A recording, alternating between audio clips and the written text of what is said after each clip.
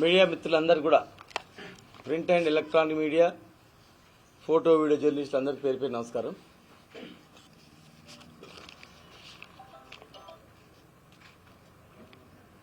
మొన్న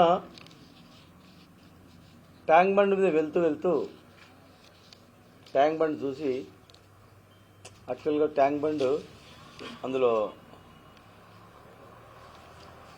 suspension bridge అదేవిధంగా అక్కడ చాలా గొప్ప ఐలాండ్ వాకింగ్ ట్రాక్ ఒకసారి చూడండి.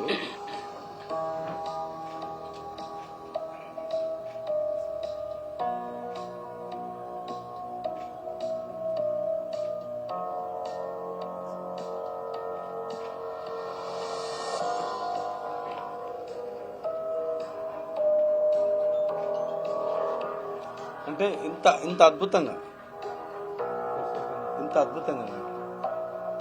కంప్లీట్ అయిన తర్వాత ఇట్లా ఉంటుంది.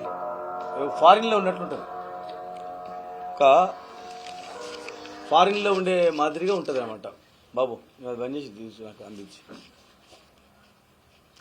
అంటే నాకు అక్కడ పోగానే అనిపించింది నేను ఒక ఫారిన్లో ఉండేటట్లు అత్యంత అద్భుతంగా పిల్లలకు స్టూడెంట్స్కు చెడు అలవాటు పడకుండా సినిమాలు చూడకుండా సాయంత్రం అయితే అందరు ఆడుకోవడానికి అన్ని ఫుడ్ కోర్ట్స్, నైట్ షాపింగు, అదేవిధంగా అమ్యూజ్మెంట్ పార్కు, చుట్టూ ట్రైను, రౌండ్గా ట్రైను, తర్వాత యుద్ధంలో వాడినటువంటివి అన్ని విమానాలు, యుద్ధ ట్యాంకులు కూడా ఒక సైడ్ నుంచి. అంతకుముందు డిఫెన్స్లో ఉన్న సతీష్ రెడ్డి గారిని అడిగితే నాకు ఇస్తా అని చెప్పినాడు.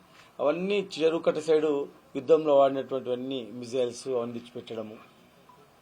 తర్వాత చుట్టూ ట్రైను, నైట్ సఫారీ, నైట్లో కూడా కంప్లీట్గా నైట్ బజార్ పెట్టి సాటర్డే సండే లైటింగ్స్తో ఎక్కడ లేనటువంటి, అంటే సౌత్ కొరియాలో చూసి వచ్చి సేమ్ యాస్టీస్గా శిల్పరామం వెనకాల లండన్ ఐ అనలాక ఒక పాలమూరు ఐ అని, మహబూబ్నగర్ ఐ అని రౌండ్గా అట్లా ఎన్నో పథకాలు అన్నీ ఎన్నో అటువంటి అన్నీ టెండర్ అయిపోయినాయి, కొన్ని స్టార్ట్ అయినాయి. అది హైదరాబాద్లో కూడా ఉండదు. హైదరాబాద్ నుంచి బస్సులలో పిల్లల్ని తీసుకొచ్చి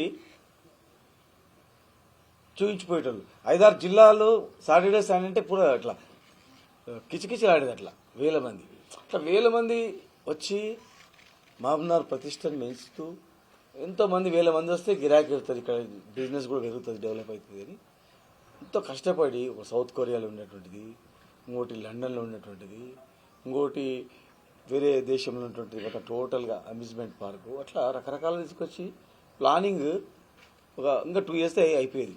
అందరు కాంట్రాక్టర్ వర్క్ గ్రౌండ్ అయ్యిందనమాట. సస్పెన్షన్ బ్రిడ్జ్ అరే ఇవన్నీ ఆగిపోయినాయి కదా అని కొంచెం బాధ అనిపించింది. అక్కడ బాధ అనిపించి కొంచెం ఇదైతే దాన్ని పర్సనల్గా నటన అని, తర్వాత యాక్షన్ అని, ఇట్లా ఇంకా ఏదో మాట్లాడడం అనేది పర్సనల్గా మాట్లాడడం నాకు బాధ అనిపించింది. నేను 2.5 సంవత్సరాలు దగ్గర అయింది కదా, ఎప్పుడు ఎమ్మెల్యేని పర్సనల్గా కానీ మాట్లాడలే. సరే ఆయన చేసేది చేయని ప్రజలు చూస్తున్నారు కదా అని అనుకున్నా, కానీ పేరు పెట్టి పర్సనల్గా నేను ఎప్పుడు అతన్ని మాట్లాడలేదు. ఎందుకంటే ఆయన చదువుకున్నాడు, ఆయన కూడా ఎంప్లాయ్, గవర్నమెంట్ ఎంప్లాయ్ చేసి వచ్చిండు అనుకున్నా. కానీ ఆయన చేతగాక చేయక కంప్లీట్ చేయక ఉల్టా నన్ను మాట్లాడడం అనేది నాకు, నేను మాట్లాడాలని కూడా చాలా ఉన్నాయి అంశాలు. ఇలా బరాబర్ నేను అడుగుతా, కొత్త టెండర్ పిలవాల్సిన అవసరం లేదు. ఒక వర్క్ స్టార్ట్ కావాలంటే 1 year నుంచి ఉంటుంది ఎస్టిమేషను, అవన్నీ తయారు చేసుకొని టెండర్ పిలిచి అవన్నీ. అలాంటివి పెద్ద ప్రాజెక్టులు పక్కల సింథటిక్ ట్రాక్ హాస్పిటల్లో అది ఎట్లా ఆగిపోయింది, స్పోర్ట్స్ హాస్టల్ అది ఎట్లా ఆగిపోయింది, బస్ స్టాండ్ ముందర హోటల్ అండి, ఇది పెద్ద హోటల్ పేదవాళ్లకు. ఇట్లా మనం కాన్ఫరెన్స్ హాల్స్, ప్రెస్ మీట్స్ ఎన్నో రకాలుగా ఉపయోగపడుతుంది. Shopping complex, 8-9 theatres, sports complex లోపల అవన్నీ ఆగిపోయింది. దాని మీద ఏమంటాడు, కాంట్రాక్టర్ మీ వాడు అంట. కాంట్రాక్టర్ ఎవడు? మా బామాడిగా, మా తమ్ముడా? ఎవడు? ఆన్లైన్ టెండర్ ఆ తెలుగుదేశం ఎమ్మెల్యే ఇప్పుడు ఆంధ్రలో తెలుగుదేశం ఎమ్మెల్యే చంద్రమోహన్ రెడ్డి ఏదో ఉంది ఆయన పేరు ఇప్పించుకుంటే ఏమి ఆన్లైన్ టెండర్ వేసుకున్నాడు. హాస్పిటల్ కట్టింది ప్రభాకర్ రెడ్డి ఆన్లైన్ టెండర్లో వచ్చింది ఆయనకు. ఏం సంబంధం ఉంటుంది? మా హ్యాండ్లో పెద్ద పెద్ద ప్రాజెక్టులు కట్టినోడు ఉంటారు, టెండర్ తెచ్చుకున్నాడు, నాకేం సంబంధం? ఆయన టెండర్ తీసుకున్నోడికి ఏంది, నీవు కంప్లీట్ చేయడానికి కంప్లీట్ చేయకుండా ఆపేసి టెండర్ అయిపోయిన దాన్ని మధ్యంతరంగా పని ఆపేసి కంప్లీట్ చేయకుండా ఏం మాట్లాడుతున్నాడు అసలు? కాంట్రాక్టర్ వాడు అంటాడు. నాకేం జూపల్లి కృష్ణరావు ఉన్నాడు కదా టూరిజం మినిస్టర్, ఆయన చెప్పానండి.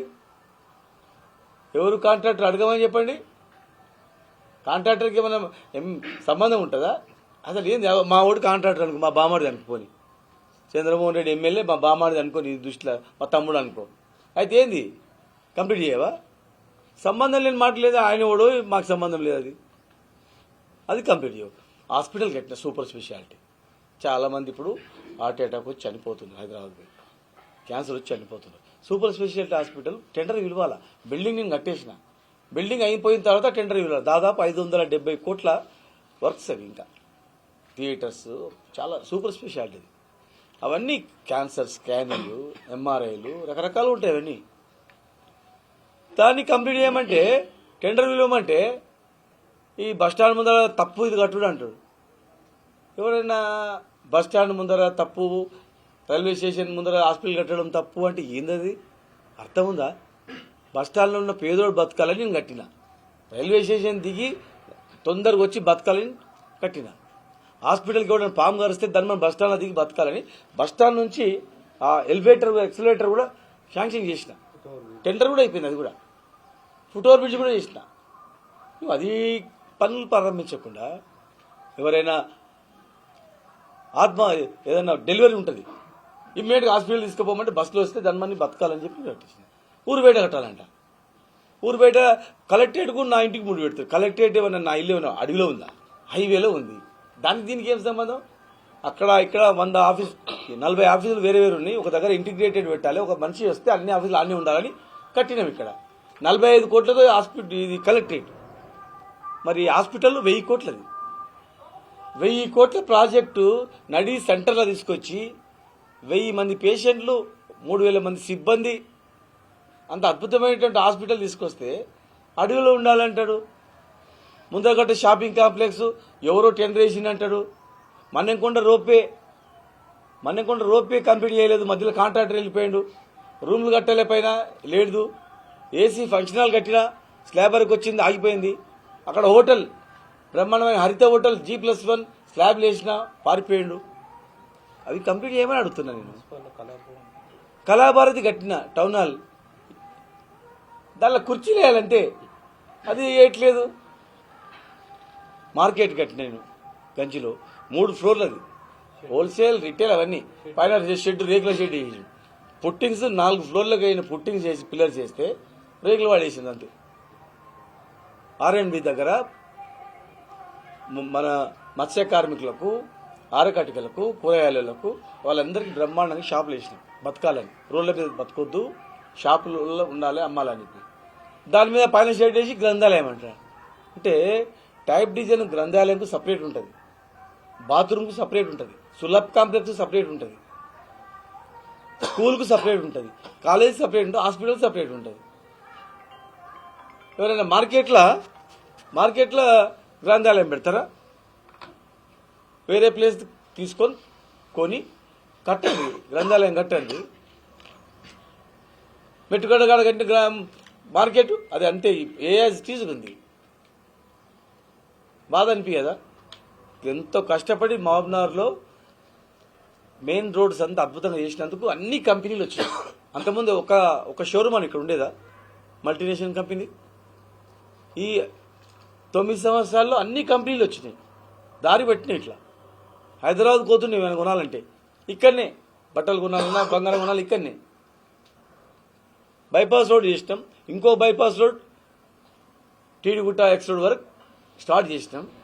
మిగతాది కంప్లీట్ చేయాలి. అక్కడ టీడీగుట్ట నుంచి అప్పన్నపల్లి వరకు పనులు ప్రారంభించాలి. నేను మిగిలిపోయిన మధ్యంతరంగా ఆగిపోయిన పనులు మైనార్టీ స్కూల్స్ 120 కోట్లది, 150 కోట్లలో రోప్వే, క్రిస్టియన్ భవన్, అన్ని కులాలకు ఆత్మగౌరవ భవనాలు, 43 కులాలకు ఆత్మగౌరవ భవనాలు ఇచ్చింది. జంక్షన్స్ ఇంప్రూవ్మెంట్ చేస్తే పెట్టి ఇంప్రూవ్మెంట్ చేసిన జంక్షన్స్ ఇంప్రూవ్మెంట్ చేసినాం. హైదరాబాద్ తర మామూలుగా చేసినాము. ఇంకా 28 వర్క్ ఆర్డర్ ఇచ్చినాం అన్ని జంక్షన్ లోపల కూడా మొత్తం కప్సాసలు పెట్టినంత మాత్రం కబ్జాలు పెట్టి అంతే డెవలప్మెంట్ అంట. అలాంటి జంక్షన్స్ ఇంకా 28 ఆర్డర్స్ ఇచ్చినాం. పార్కులు మరి ఇవన్నీ ఏం చేయలేదు శ్రీనివాస్ గౌడ్ అంటే మీరు చేసిన దళితుల పనికి 12 కంపెనీలు ఉండే, దాదాపు 3600 మంది ఎంప్లాయ్మెంట్ ఉండే ఐటీ టవర్లో. అందరు పారిపోయారు, వెళ్ళిపోయారు. 10,000 మందికి ఎంప్లాయ్మెంట్ ఇచ్చే అమర్రాజా కంపెనీ చేస్తే పొల్యూషన్ మొత్తుకొని ధర్నాలు చేస్తారు కదా. ఇప్పుడు మరి వాంతోనే ఏమేమి చేసారు నేను చెప్పాలనా? ఆ కంపెనీ దగ్గర పోయి నేను తెచ్చిన కంపెనీ దగ్గర అలాంటి ఒక కంపెనీని తెచ్చిరా మీరు? ఇలా మీరు దృష్టి మళ్లించడానికి, ఎందుకంటే మీరు ఏ పార్టీలో ఉంటుందో మీకే తెలియదు అనమాట. అంటే మీకు చాలా విజన్ ఉంటుంది అనుకోండి. టీఆర్ఎస్లో ఉండి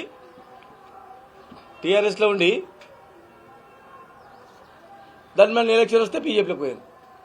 బీజేపీలో పోయి మళ్ళీ ఏం చేసిండ్రు? అప్పుడు వెంకయ్య నాయుడినే ఎసురు పెట్టిండు. వెంకయ్య నాయుడికి ఆయన ఊరుకుంటాడు. మళ్ళీ ఇలా కొడితే మళ్ళా ఇంటి పార్టీ బయటి పార్టీ 10 ఏళ్ళు అయిపోయింది. మళ్ళీ బీజేపీలోకి వచ్చింది. మళ్ళీ బీజేపీలో పంచాయతీ ఈటల రాజేందర్కు బండి సంజయ్కు ఏం చేసిన వాళ్ళది. మళ్ళా కాంగ్రెస్లోకి వస్తుంది. మరి కాంగ్రెస్లోకి వచ్చిన తర్వాత నేను నమ్ముకొని ఓట్లు వేసిండు కదా. మరి నిన్ను నమ్ముకొని ఓట్లు వేసినప్పుడు నువ్వు ముఖ్యమంత్రితో మంచిగా ఉంటే పైసలు ఇస్తాడు, సఖ్యత ఉండాలి. ముఖ్యమంత్రి 70 సార్లు పోయాడు ఢిల్లీకి. మరి 70 సార్లు ముఖ్యమంత్రి పోతే నిన్ను ఎందుకు తోలుకుపోలే? అసలు నువ్వు ఎందుకోలే? ముఖ్యమంత్రి నిన్ను నమ్ముతలేడా? నువ్వు ముఖ్యమంత్రిని నమ్ముతలేవా? ఎంపీ గారు ఏమడు పోయినా 10 సార్లు పోయి తెచ్చిన అంటున్నాడు. ఎంపీ గారు ఏమడు పోవాలి, స్థానిక ఎంపీ ఏ పార్టీ ఉన్నా పోవాలి, నేను దాన్ని కాదన్నాను. కానీ ఎంపీ గారు ఏమడి 10 సార్లు పోయినావు కదా, ఒక్కసారైనా ముఖ్యమంత్రిని తీసుకుపోలేదు. ఏం తప్పు చేసినావు నువ్వు? ఆయనకి ఏం ద్రోహం చేసినావు? మొన్ననే ఎమ్మెల్యే అయినా 2 ఏళ్ళే కదా ఆ పార్టీలో ఉన్నది, సంవత్సరం కూడా కాదు కదా. సంవత్సరంలో ఏం ఎట్ట చెడ్డది, మరి ఏడ చెడ్డది చెప్పండి. నేను నమ్ముకొని ఓట్లేస్తే ముఖ్యమంత్రితో మంచిగా ఉండి కాలు మొక్కో దండం పెట్టో సిన్సియారిటీ ఉండో నీ స్టైల్లో నీవు ఉండి పైసలు లేవాలి కానీ పెండింగ్ పనులు కంప్లీట్ చేయాలి. కానీ నువ్వు 10 సార్లు పోయి అండర్ గ్రౌండ్ డ్రైనేజ్ తెచ్చిన అంటున్నాడు. ఎంత విచిత్రం ఉంటుంది ఇక. మహబూబ్నగర్లో ఎవడు చదువుకున్నోడు లేడనుకుంటాడు. ఇప్పుడు చూడండి, జిఓఆర్టీ నెంబర్ 312 డేటెడ్ 25/2023 నాడు మేము జియో తీసుకొచ్చినాం. టోటల్ అమౌంట్ టోటల్ అమౌంట్ ఏమన్నా కదా, జియో తీసుకొచ్చిన అండర్ గ్రౌండ్ డ్రైనేజ్ది. ఇది రాత్రికి అండర్ గ్రౌండ్ డ్రైనేజ్ జియో ఉండదు. 2 ఏళ్ళు మేము లైన్ ఎస్టిమేషన్ కన్సల్టెంట్ సుబాని అనే కన్సల్టెంట్ పెట్టి 2 ఇయర్స్ టోటల్గా లైనింగ్ వాటర్ ఎట్లా స్లో పెట్టుంది, ఎక్కడ ఎస్టీపీలు కట్టాలా, లైన్ ఎంత లైన్ వేయాలా, ఎంత డయా వేయాలా, ఒక్కొక్క గలీకి ఒక డయా వేయాలా, ఎన్ని వాల్స్ పెట్టాలా, అట్లా 2 ఇయర్స్ కష్టపడి ఎస్టిమేషన్ వేసి గవర్నమెంట్కి పంపించి మేము స్టేట్ గవర్నమెంట్ సెంట్రల్ గవర్నమెంట్ జాయింట్గా మేము జియో తీసుకొచ్చినాం. దాదాపు 300 కోట్లతో జియో తెచ్చినాం. ఇదే జియోని చూడు వాళ్ళు జియో తీసుకొచ్చి మళ్ళీ కొంచెం మార్పులు చేర్పులు చేసి జియోఆర్టీ 287 డేటెడ్ 29/6/2024 ఆ జియోలో ఈ జియో నెంబర్ కూడా ఉంది. జియోఆర్టీ నెంబర్ 312 MNUD డిపార్ట్మెంట్ డేటెడ్ 25/2023 అని మేము తెచ్చిన జియోని వాళ్ళు ఇచ్చిన జియోలో కూడా ఉంది. ఏదో టెక్నికల్గా ఏదైనా ప్రాబ్లం ఉంటే మళ్ళీ జియో ఇచ్చారు అంతే. కొంత అమౌంట్ డిఫరెన్సెస్లో ఇంకో జియో ఇచ్చారు. కానీ ఒక జియోని మార్చిండ్రు నెంబర్ అంతే. కానీ దీని గురించి అంటే 10 సార్లు ఢిల్లీకి తిరిగి తీసుకొచ్చినట్టు వాడు నమ్ముతారా చెప్పండి? అంత పిచ్చోళ్ళు ఉన్నదా? మీరు తెచ్చిన జియోలోనే ఈ జియో ఉన్న సంగతి చూసుకోలే వాళ్ళు. ఎందుకు చూసుకోవాలంటే వాళ్ళు అవగాహన లేదు. ఉదాహరణకు మీకు చెప్తా, కలెక్టరేట్ 10 ఏళ్ళ నుంచి కట్టినావు, 9 ఏళ్ళ నుంచి కట్టినావు, ఎందుకు స్టార్ట్ కాలే? కలెక్టరేట్ దగ్గర కట్టిన హాస్పిటల్ అన్నారు. హాస్పిటల్ 9 ఏళ్ళ నుంచి కట్టిన, 9 ఏళ్ళ నుంచి కడుతున్నానంట. శిలాపాలకం చూసి మళ్ళీ ఆవక్కైపోయారు. కరెక్ట్ డిసెంబర్ 2022లో స్టార్ట్ చేసినాం. మళ్ళీ పోలింగ్ నాటికి అన్ని ఫ్లోర్లు పడ్డాయి, స్లాబ్లు పడ్డాయి, మొత్తం టోటల్ వాల్స్ అయిపోయినాయి, కలర్ ఒక్కటి మిగిలింది అనమాట. సిర్ఫ్ 9 నెలల్లో 1000 పడకల హాస్పిటల్ కంప్లీట్ చేసినాం. హిస్టరీ తెలంగాణలోనే పెద్ద హిస్టరీ అది, 9 నెలలు కంప్లీట్ కావడం అంటే. కానీ ఆయనకు తెలియదు 9 ఏళ్ళ నుంచి అనుకో, 9 నెలలు 9 ఏళ్ళు అనుకున్నాను అనమాట. అట్లా అవగాహన లేదు. అది కూడా ఈ జియో వాళ్ళు తెచ్చిన చెప్పిన జియోలో మా జియో ఉంది. అది ఇలా మున్సిపల్ కార్పొరేషన్ మేము చేసినామంటారు. ఇదే మున్సిపల్ కౌన్సిల్ తీర్మానం చేసి, కలెక్టర్ గారు తీర్మానం చేసి, director of municipal administration approve చేసి, ప్రిన్సిపల్ సెక్రటరీ అప్రూవ్ చేసి, చీఫ్ సెక్రటరీ అప్రూవ్ చేసి, ముఖ్యమంత్రి గారి దగ్గర పోయింది. ఎలక్షన్ల కన్నా ముందు జియో ఇష్యూ చేస్తా అంటే నాకు 500 కోట్లు జియో ఇస్తేనే తీసుకుంటా, ఉట్టే జియో తీసుకుని నేను ఏం చేయాలన్నా. అయితే ఎలక్షన్ తర్వాత చేద్దామన్నారు. ఆ INFIలు జియో తెచ్చారు.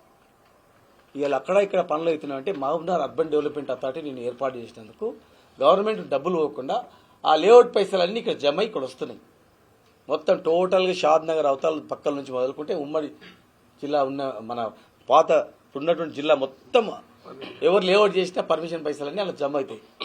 దానిలో అత్యధికంగా నేను హైయెస్ట్ డబ్బులు 75-80% నిధులు నిధులు నేను మహబూబ్నగర్ ఖర్చు పెట్టిన. ఇక్కడ 80% ఫస్ట్ నేను అర్బన్ డెవలప్మెంట్ అథారిటీ ఏర్పాటు చేసిన కనుక జిల్లా టౌన్ కనుక జిల్లా టౌన్ డెవలప్ అయితే ప్రతి నియోజకవర్గం వాళ్ళు ఇక్కడనే వస్తారు కనుక మరి ప్రతి నియోజకవర్గానికి ఇది ప్రిస్టేజ్గా ఉండాలంటే ఫస్ట్ టర్మ్ మాకు వదిలిపెట్టండి, సెకండ్ టర్మ్ మీరు తీసుకోండి అని చెప్పి అత్యధిక నిధులు తీసుకొచ్చి పెట్టిన.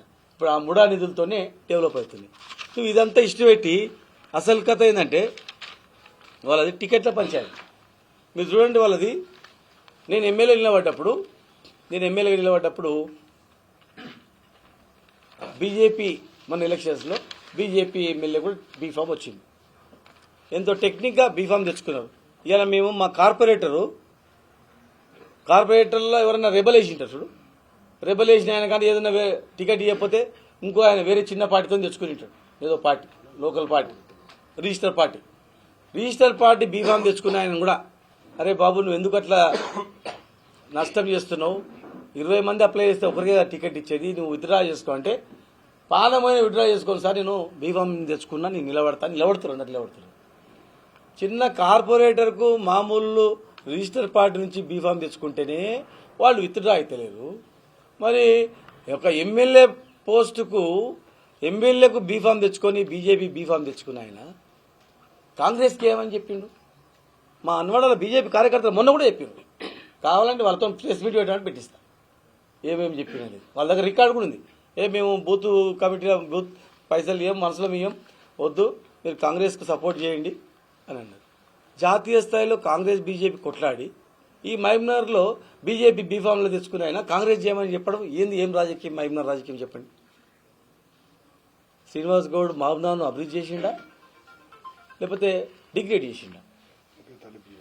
14 రోజులు నీళ్ళు వచ్చేది, రోజు నీళ్ళు వచ్చేటట్టు చేసుకున్నాయి. ఇవాళ నీళ్ళు కూడా క్లియర్గా నీళ్ళు ఇస్తలేరు. మరి మీరు ఏం చేసినట్ల? మళ్ళీ మొన్న స్టేజ్ మీద ఒకే తల్లి పిల్లలం మేము పన్నారు. ఎట్లా అవుతారు? ముఖ్యమంత్రి సమక్షంలో బీఫామ్ తీసుకుంటేనేమో అక్కడ ఇచ్చేస్తారు. మళ్ళీ రేపు ఎలక్షన్స్ల గురించి ఇప్పటి నుంచే ఒకే తల్లి పిల్లలం అంటున్నారు. మా రామ్మోహన్ రెడ్డి గారిని అడిగినా ఆయన చెప్పిండు, మేము ఉన్నది ఇద్దరు, మా వారిని చనిపోయాడు, 5 మంది అక్క చెల్లెలు మేము, ఆయన ఎక్కడి నుంచి వచ్చిండు భయ అంటే మరి ఏం అసలు ఏం రాజకీయం అది? నేను అడుగుతున్నా. మెల్లగా అవన్నీ అయిపోయినాయి. మళ్ళీ నెక్స్ట్ కాంగ్రెస్ ముఖ్యమంత్రి బీఫామ్ కూడా ఇయ్యాడు, కాంగ్రెస్ పార్టీ కూడా కష్టం ఉంది. మెల్లగా బీఫామ్ మళ్ళీ నెక్స్ట్ ఇంకో పార్టీ పోవాలి, బీజేపీలోకి పోవాలి. అందుకే లైన్ క్లియర్ చేసుకుంటున్నా అన్నట్లు అందరూ గుసగుసలు ఉన్నాయి. మరి చెప్పండి, నేను నా జీవితంలో నేను చచ్చేంత వరకు ఎల్లమ్మ గుడి దేవుని మీద మొట్టేస్తున్నా, నేను కాంగ్రెస్లోనే ఉంటా, అసలు పోనే పోను చెప్పు.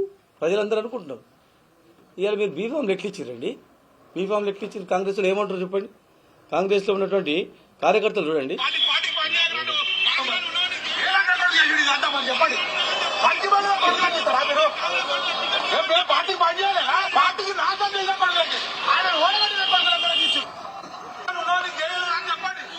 చూడండి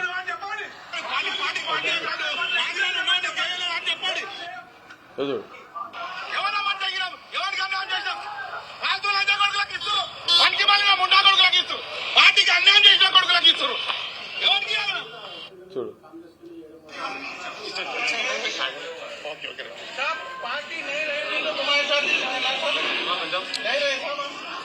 ఇంకోటి బ్రహ్మేష్ చెప్పి టీఆర్ఎస్ పార్టీలో నన్ను పక్కన పెట్టడం జరిగింది. నాకు వచ్చిన అవకాశాలు కూడా దూరం చేయడం జరిగింది. కొన్ని ప్రత్యక్షంగా ఇది దాని మీద కక్షలు పట్టేసి నేను ఇప్పటికి కూడా నేను కాంగ్రెస్ పార్టీగానే చూసిండ్రు. అప్పుడు చూసిండ్రు, ఇప్పుడు చూసిండ్రు, టీఆర్ఎస్ వచ్చినాక చూసిండ్రు. మరి తర్వాత కూడా మనం కాంగ్రెస్ లో ముద్ర పడించుకొని ఈరోజు కాంగ్రెస్ పార్టీ వాళ్ళే ఏ మాటలు భాష మాట్లాడుతున్నారండి. మరి కాంగ్రెస్ పార్టీ వ్యక్తులు, పాత కాంగ్రెస్ పార్టీ వ్యక్తులు ఉవ్వదుల కొత్వాల్ కానీ, మరి సీనియర్ చంద్రకుమార్ గౌడ్ కానీ, సీనియర్ కార్యకర్తలు ఎవరు లేరు. అక్కడ పోతే అవమానకరంగా మరి ఒకవేళ బీఫామ్ మనకు ఇవ్వకున్నా మా భార్య అక్కడ నుండి 19 వారికి వెళ్ళి మా సత్యమని పోటీ చేయడం జరిగింది. అక్కడ వాళ్ళు నిర్లక్ష్యంగా మాట్లాడడం, మన అక్కడ పోతే వినోద్ కుమార్ అనే వ్యక్తి మీరు చాలా నిర్లక్ష్యంగా మాట్లాడడం. ఇప్పుడు వాళ్ళ పార్టీలో ఉన్న నిధులు పెట్టేసి మంచి ఎఫెక్టివ్ పెట్టాలని. ఇప్పుడు వాళ్ళన్నీ ఒకరు కాదు, ఒక 5-6 మంది సీనియర్ నాయకులు, పార్టీ జెండా మోషనలు, పార్టీ అధికారం రావాలని చెప్పి కరెక్ట్గా ఉండి కమిట్మెంట్గా పనిచేసిన కార్యకర్తలు ఇవాళ వాళ్ళు తిడుతూ ఉన్నారు టికెట్లు ఇవ్వలేదని చెప్పి, అమ్ముకున్నారని చెప్తారు వాళ్ళే. మీరు చెప్పాల్సింది వాళ్ళకి చెప్పాలా, టికెట్లు అమ్ముకున్నారా లేదా అనేది కూర్చోవాలా. అసలు నన్ను బాధపడితే నటన అన్నావు కదా, మరి మీదేం నటన ఇది చెప్పు. తల్లి పిల్లలు అన్నది ఏం నటన? బీజేపీలు గెలవడానికి వీక్ క్యాండిడేట్లను టికెట్లు ఇవ్వడం ఏం నటన? బీజేపీ గెలవడానికి ఎందుకు సహకరిస్తున్నావు అదేం నటన? కాంగ్రెస్ కార్యకర్తను ఓడగొట్టడానికి చేస్తున్న అదేం నటన? ఏం నటన మీది? మీరు నటిస్తూ మీరు ఇంకో పార్టీకి సహకరిస్తూ ఈ పార్టీ విడిచిపెట్టుకోవాలని అప్పుడే సంవత్సరంకి నీకు తీసుకొచ్చిందా? నేను నమ్ముకొని ఓట్లు వేసినప్పుడు నువ్వు కొట్లాడి తీసుకురావాలి డబ్బులు.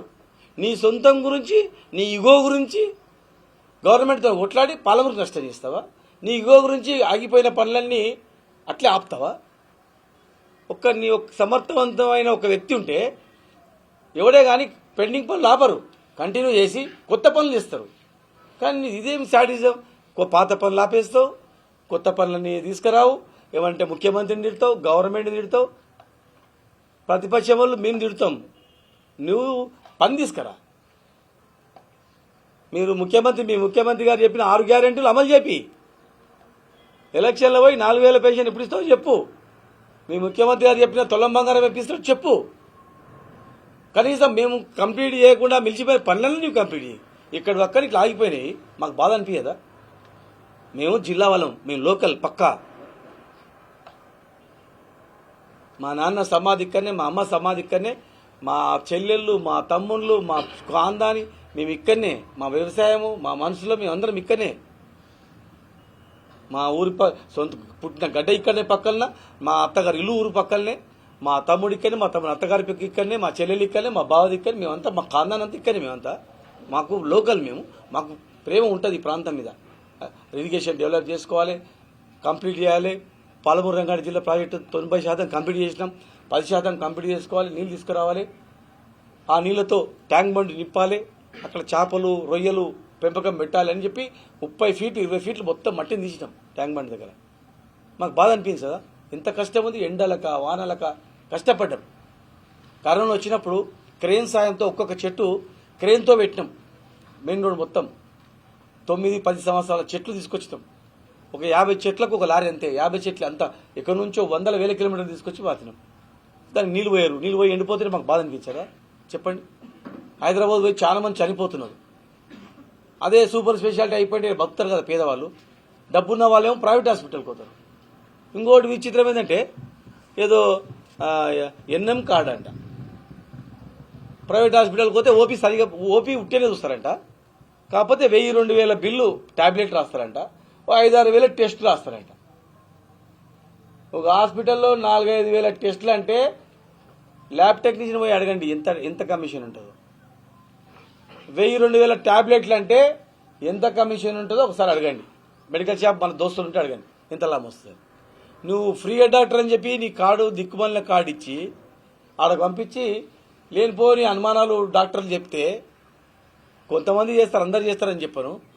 కొంతమంది పోగానే నీకు ఆరోగ్యం అదే నీకు కళ్ళు తిరుగుతున్నట్టు ఏదో ఉన్నట్లుంది, టెస్ట్ చేయాలా, ఆ టెస్ట్ చేయాలంటే చచ్చిపోతున్నామని చెప్పి చేసుకుంటాడు. నీ ఏం కార్డు ఏమైనా కార్డు హాస్పిటల్లో కేసీఆర్ వైఎస్ఆర్ కిట్ అంట అందరికి ఇవ్వాలి కదా, మేము అందరికి ఇచ్చినాం. ముఖం చూసి కిట్ ఎక్కడిది, మా దగ్గర మిగిలిపోయిన సామాన్లు అన్ని ప్యాకింగ్ చేసి అవే పాత కేసీఆర్ కిట్లు. ఆడపిల్ల పుడితే 13,000 ఇచ్చేది, ఓ పిల్ల.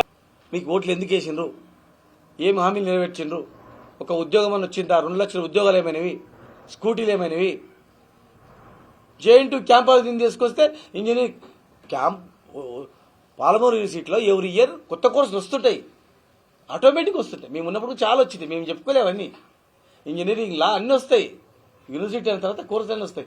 నేను అడిషనల్గా ఉస్మానియా యూనివర్సిటీ లేదా పాలమూరు యూనివర్సిటీకి సంబంధం లేకుండా JN2కి సంబంధించినటువంటి పెద్ద క్యాంపస్ శాంక్షన్ చేసుకున్నాం, సపరేట్ క్యాంపస్. అది ఉస్మానియాలో ఇంజనీరింగ్ ఉన్నా JN2 క్యాంపస్ సపరేట్ ఉంటుంది. నేను JN2 క్యాంపస్ తీసుకొస్తే నువ్వు దానిలో వచ్చిన కాలేజీని నేను తెచ్చిన, ఏం తెచ్చిన చెప్పండి. ఎన్ని స్కూళ్ళు కట్టినాం మేము, ఎన్ని గురుకులాలు తెచ్చినాము, బీసీ ఎస్సీ ఎస్టీ ఎన్ని గురుకులాలు తెచ్చినాము. ఒక మైనార్టీ రెసిడెన్షియల్ స్కూల్ తెచ్చినావా, ఒక 10 బీసీ రెసిడెన్షియల్ స్కూల్ తెచ్చినావా చెప్పండి.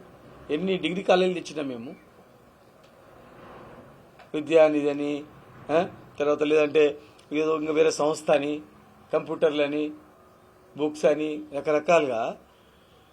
పర్సనల్గా మీరు పర్సనల్గా నేను ఒకటి మాట్లాడితే నేను 100 మాట్లాడతా, అది మంచిది కాదు. మీరు మాట్లాడితే మీరు పర్సనల్గా నా మీద పెట్టి ఏం మాట్లాడుతావు, పర్సనల్గానే నేను పెడతా, ఇంకేమేమి చేసినండి.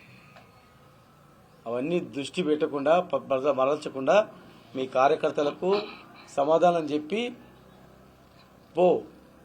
ఇప్పుడు మేయర్గా నేను చెప్తున్నా కదా, మహబూబ్నగర్ ప్రజలారా మీకు చేతులు దండం పెడుతున్నా, ప్రజలందరూ కూడా దయచేసి 2.5 సంవత్సరాలు వాళ్ళే ఉన్నారు మున్సిపాలిటీలో, అక్రమంగానో సక్రమంగా చేసుకున్నారు, ప్రజలకు తెలిసి ఏందనేది. 2.5 సంవత్సరాలు దగ్గర ఉండి మున్సిపాలిటీకి 1 రూపాయి తెచ్చింది లేదు. ముఖ్యమంత్రి స్వయంగా చెప్పిండు, మున్సిపల్ ఎలక్షన్ ఎందుకు పెడుతున్నంటే కేంద్ర నిధులను వస్తాయని పెడుతున్నా, మున్సిపాలిటీకి 1 రూపాయి ఇవ్వలేదని. మరి 2.5 సంవత్సరాలుగా వాళ్ళు చెప్పేటట్టు ఒక ప్రాజెక్ట్ లేదు.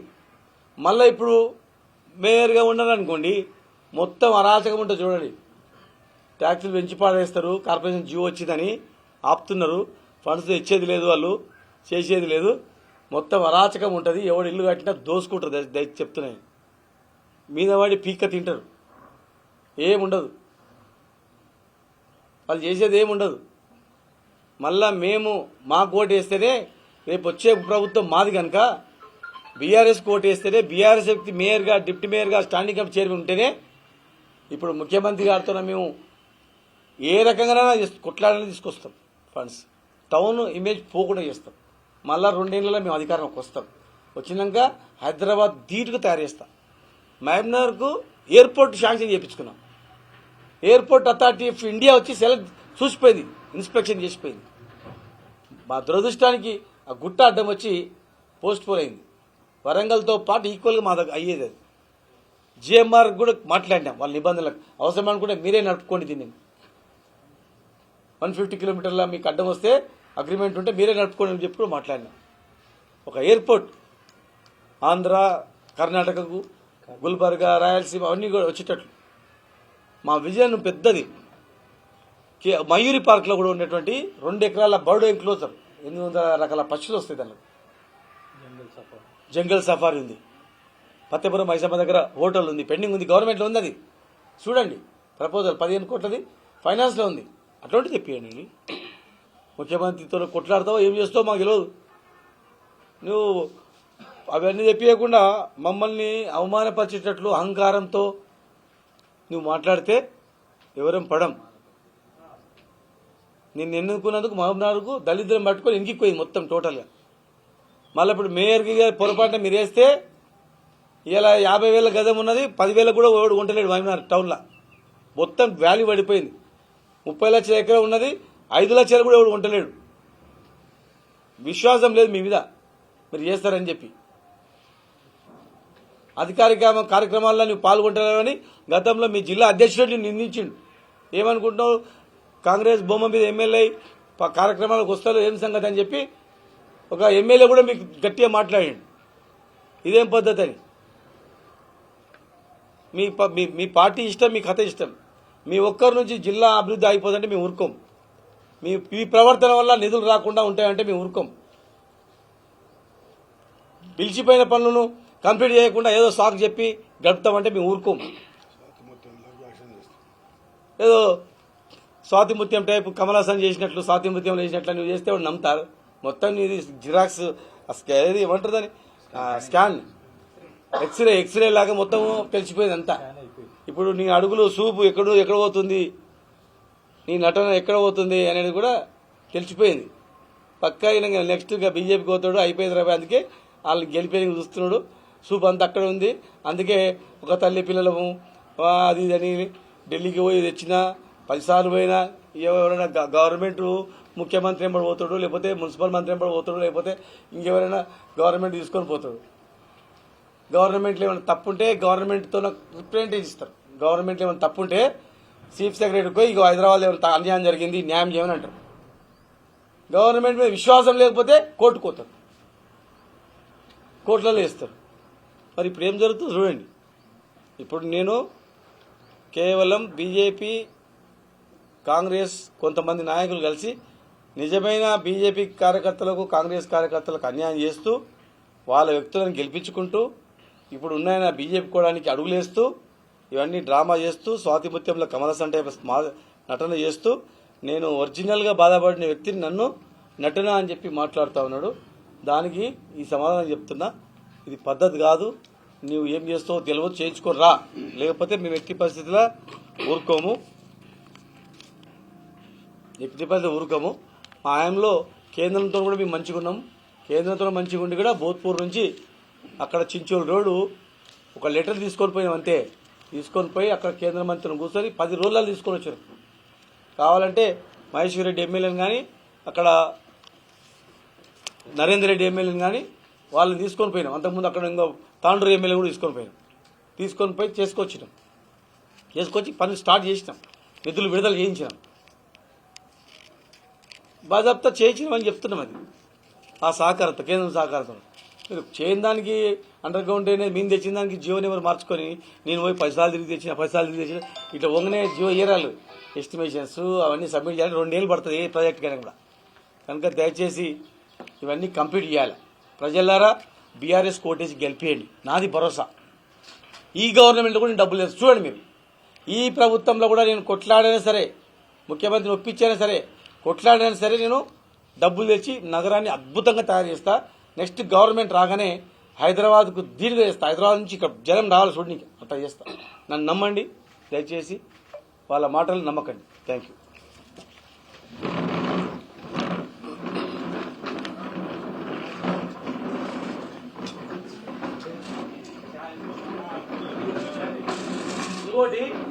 ఇంకోటి చెప్తా.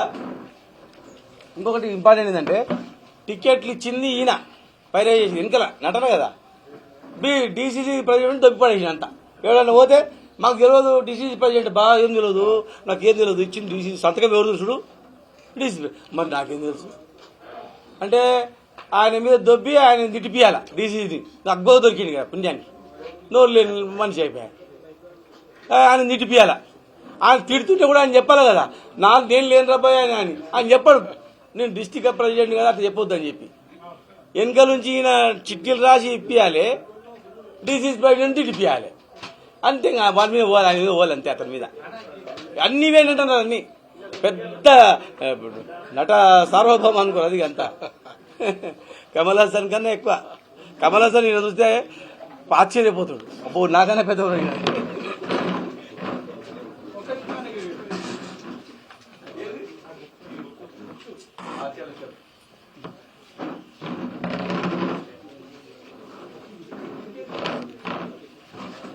ఇక కొన్ని బుక్స్ చిన్న ముందు ఎట్లుంది మా ఊరు తయారు చేసిన ఎక్కడైతే బాగా చేయాలి. 2014 ఎట్లుంది మేము వచ్చిన తర్వాత ఏం చేసినాము, తర్వాత పెండింగ్ కొన్ని ఎగ్జాంపుల్ పెట్టినాము. కానీ అమ్మా కానీ ఎందుకు అవి ఏం తెలుసు ఇప్పుడు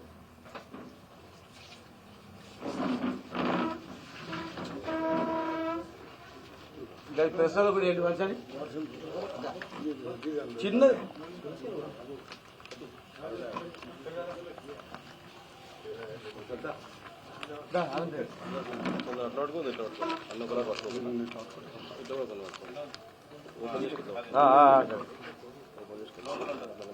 లోపలే